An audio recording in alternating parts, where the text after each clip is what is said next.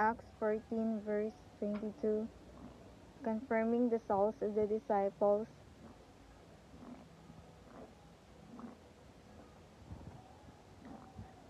and exhorting them to continue in the faith, and that we must, through much tribulation, enter into the kingdom of God. That's the message of the Lord for you today, that He wants you to be patient and He wants you to go forward toward the miles of success, and that God doesn't want you to go backward. Press forward and don't go backward. Don't go back again, don't go back again. For God's with you and that He will give you success to go forward.